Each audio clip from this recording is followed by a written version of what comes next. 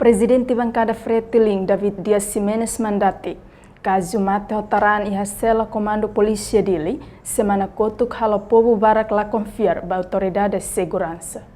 Presidente Bancada Fretilin Parlamento Nacional David Dias Simenes Mandati declara assunto neba jornalista Sira e uma fucom Parlamento Nacional dele quarta-feira semana ne. Agora nós é uma branda na polícia. Sanse é uma branda polícia. Porque é uma mate falha polícia nessa lara. Cara é uma ba.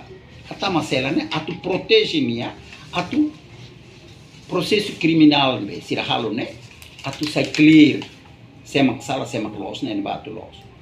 Anto lá os sanção né se dá aqui ha, tal é né para processo. Mas mate falha. E agora é uma branda na ba polícia. Agora é uma branda na nessa polícia a tu almoçar.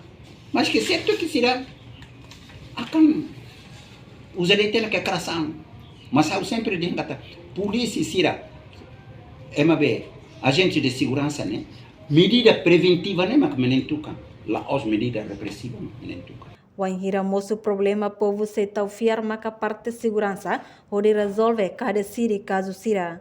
Mas bem realidade desconfia katak pessoal segurança mak sai autor ba crime onde halo povo lá com confiança bot ba PNTL. Também atu halo reabilitação ba parte de segurança ka PNTL tem que marcar interário. Tamba polícia la os hela iha quartel, mas bem hela iha sociedade nelet, onde assegura a sociedade sira husi problema. A reportagem em da Fátima Televisão Timor Post.